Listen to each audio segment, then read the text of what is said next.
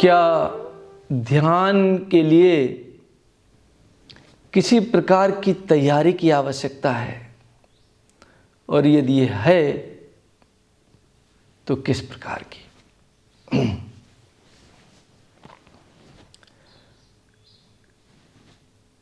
मनुष्य जीवन में किसी भी काम को करने के लिए तैयारी की आवश्यकता होती ही है। कुछ भी आप करना चाहते हैं, अगर आप सोना भी चाहते हैं तो आप बिस्तर को बिछाते हैं, तकिया रखते हैं, सोने की तैयारी करते हैं। तो योग जैसा महत्वपूर्ण कार्य बिना तैयारी के कैसे कर सकते हैं? योग करने के लिए और योग का सबसे महत्वपूर्ण अंग ध्यान करने के लिए भी तैयारी की आवश्यकता होगी ही। और ध्यान यदि आपको करना है तो जो बाह्य तैयारियां हैं वो सब अष्टांग योग में वर्णित हैं, पर वो तैयारियां तो हम करते ही नहीं। हम तैयारी कौन से करते हैं? आसन बिछाने का कार्य करते हैं, कमरे को सुवासित करते हैं, कोशिश ये करते हैं कि कहीं से कोई आवाज ना आ रही हो, पर यह ध्यान की तैयारी नहीं है। इससे आप ध्यान करना चाहते हैं, ध्यान करने की क्रिया है ही नहीं, ध्यान होने की क्रिया है। तो फिर किस प्रकार की तैयारी करें? योग एक क्रमबद्ध क्रिया है, ध्यान उसका 7वां अंग है। तो आप अपनी तैयारी को प्रथम अंग से प्रारंभ करें। प्रथम अंग है यम। महाकाल संहिता में यम के महादेव ने 10 अंग बताए हैं। कुछ पुस्तकों में आजकल 5 ही अंगों का वर्णन मिलता है, पर मूल रूप से यम के 10 अंग हैं। उन 10 अंगों को अपने व्यवहार में लाने की क्रिया ध्यान की तैयारी है। पहले यम के 10 अंगों को अपने जीवन में उतारें, फिर नियम के 10 अंगों को अपने जीवन में उतारें, फिर एक आसन सिद्ध करें और प्राणायाम सिद्ध करें। इतना बाह्य तैयारी की आवश्यकता है। ये यम कौन कौन से हैं? अहिंसा, किसी को मारना नहीं, पीटना नहीं, किसी की हत्या नहीं करना, अहिंसा है। इसको अपने जीवन में लाना है। सत्य को अपने जीवन में लाना है। सत्य कई प्रकार का होता है, सत्य पर बात करेंगे तो बहुत लंबी हो जाएगी, पर कम से कम जैसा आपने अनुभव किया है, जैसा आपने देखा है, जैसा आपने समझा है, उसको उसी प्रकार से कहना या बिल्कुल न कहना सत्य है। तीसरा, अस्तेय। किसी की चीज को बिना उसकी आज्ञा के न लेना, ये भी एक तैयारी है। और चौथी है सेलिबेसी, ब्रह्मचर्य का पालन करना। 5वां है क्षमा। किसी को भी उसकी गलतियों के लिए अपने दिल को बड़ा करते हुए क्षमा कर देना है। और धृति, सदैव अपने काम में पूर्ण रूप से मन लगाना है। दया, दया भाव सबके प्रति रखना है।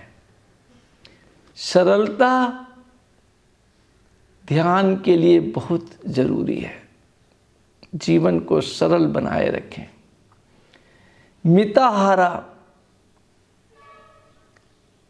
अपने भोजन पर कंट्रोल रखें। आधा पेट ही भोजन करें। पूरे पेट को भोजन से ठूस ठूस कर न भरें। मिताहार में आहारों की बड़ी सारी व्याख्याएं हैं, पर कम से कम एक नियम का तो पालन करें ही। पेट की धारिता का आधा हिस्सा भोजन से, 1/4 हिस्सा भोजन के पहले जल से और 1/4 हिस्सा हमेशा वायु के लिए खाली छोड़ दें।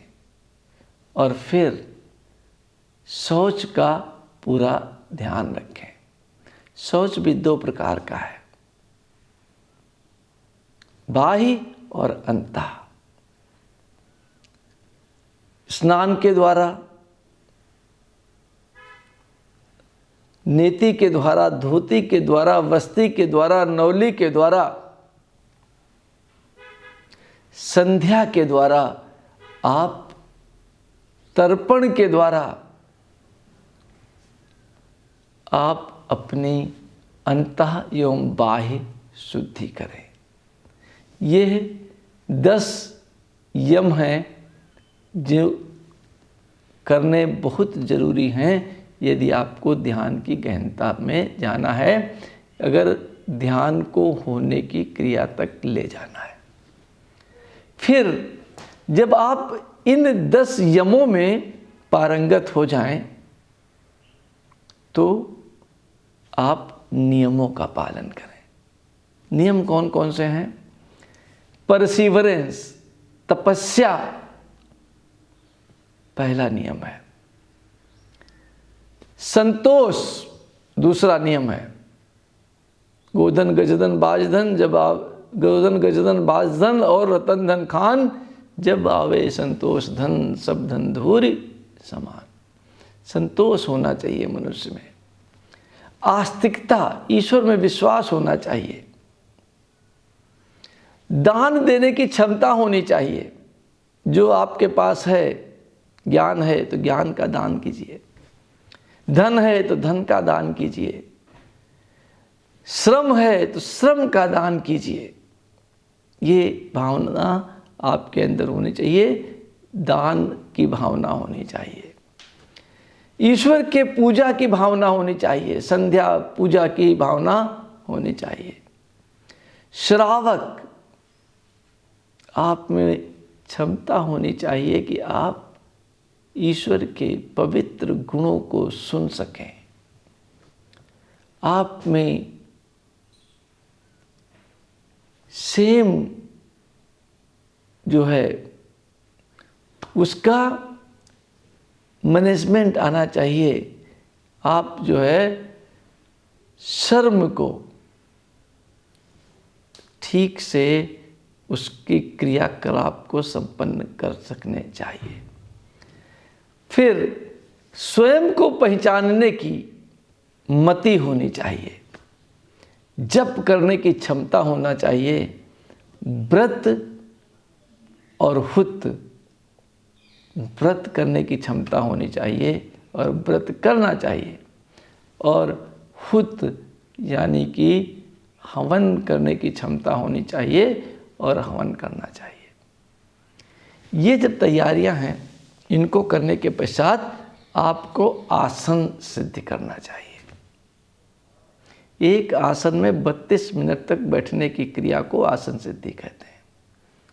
पद्मासन में, अभी मैं पद्मासन में बैठा हूँ, एक आसन सिद्ध करना चाहिए। जैसे मैंने पद्मासन सिद्ध किया है, आप भी पद्मासन सिद्ध कर सकते हैं, सिद्धासन कर सकते हैं, वज्रासन कर सकते हैं, मयूर आसन कर सकते हैं। कोई भी एक आसन आप सिद्ध कर लें और उस आसन में बैठकर ही सदैव प्राणायाम करें। प्राणायाम क्या है? कुंभक की क्रिया को प्राणायाम कहते हैं। प्राणायाम के 3 अंग हैं, रेचक, पूरक और कुंभक। कुंभक दो प्रकार का है, बाह्य और अंतः। सांस को पूर्ण रूप से छोड़ दें, सांस को भरें। जितनी देर में सांस को भरें, कम से कम 4 गुना समय तक सांस को रोक करके रखें। फिर 2 गुना समय में उसे बाहर निकाल दें और 2 गुना तक बाहर सांस को रोक कर रखें। इस क्रिया को प्राणायाम कहते हैं। जब प्राणायाम में दक्षता प्राप्त हो जाए तो आपकी बाह्य तैयारियां समाप्त होती हैं। यहां तक करना था। जो 5वां अंग है योग का, वो करना और होना दोनों है, और उसे प्रत्याहार कहते हैं। जब मन को बाह्य परिस्थितियों से बाहर निकालकर उसे अंतःकरण में लाने की क्रिया संपन्न की जाती है। प्रत्याहार 4 अवस्थाओं से होकर के गुजरता है। पहली अवस्था इंद्रिय प्रत्याहार है, दूसरी प्राण प्रत्याहार है, तीसरी कर्म प्रत्याहार है और चौथी मन का प्रत्याहार है। जब प्रत्याहार पूर्ण रूप से सफल हो जाए तो योग का 6ठा अंग आता है, जिसे हम धारणा कहते हैं। धारणा भी 2 प्रकार की होती है, सगुण धारणा और निर्गुण धारणा। सगुण का मतलब है किसी गुण पे अपनी धारणा को स्थापित करना, और निर्गुण का अर्थ है बिना गुण के शून्य में अपनी धारणा को स्थापित करना। सगुण धारणा 4 प्रकार की होती है।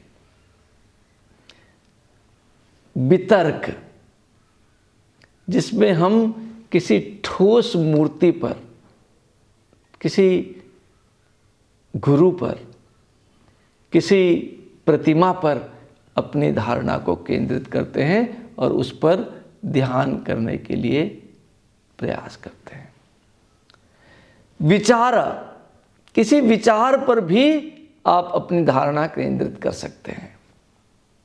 जैसे किसी ध्वनि पर, गुलाब के फूल से आ रही सुगंध पर, किसी विचार पर, किसी मंत्र पर धारणा संपन्न की जा सकती है।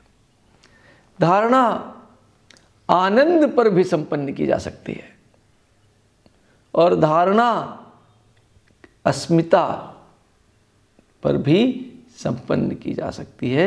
ये चारों प्रकार की धारणाएं सगुण धारणाएं हैं, और निर्गुण धारणा हम शून्य पर संपन्न करते हैं। जिस जिस चीज पर आपने धारणा की है, इसमें किसी एक चीज पर ही धारणा करनी है 4 प्रकार की, और अगर आप निर्गुण भी पकड़ लिया तो 5 प्रकार की।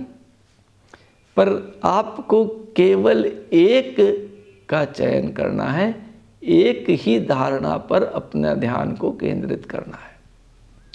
और जब आपकी धारणा परिपक्व हो जाए, तब आपकी सारी तैयारियां पूर्ण हुई। अब आप ध्यान संपन्न कर सकते हैं। अब आप बैठेंगे, बैठ करके पराप्रसाद मंत्र से प्रारंभ कीजिए, और पराप्रसाद मंत्र करते करते अपने मन को अपनी धारणा पर केंद्रित कीजिए। करना यहीं तक है बस। उसके बाद ध्यान स्वतः होने लगता है। आप किसी दूसरी विचार को, किसी दूसरी भावना को अपने अंदर ला ही नहीं पाएंगे। आप अपने इष्ट में, अपने विचार में, अपनी धारित वस्तु में पूर्ण रूप से खो जाएंगे। इस खो जाने की क्रिया को ध्यान का होना कहते हैं। इसलिए यदि आप ध्यान की गहनता में जाना चाहते हैं, ध्यान के होने को समझना चाहते हैं, तो आप इन तैयारियों को अवश्य संपन्न करें, तभी ध्यान हो सकेगा। वरना ध्यान करने का प्रयास करेंगे आप, होगा नहीं। ध्यान करने के लिए आपको योग के 6 अंगों से होकर गुजरना पड़ेगा। धन्यवाद।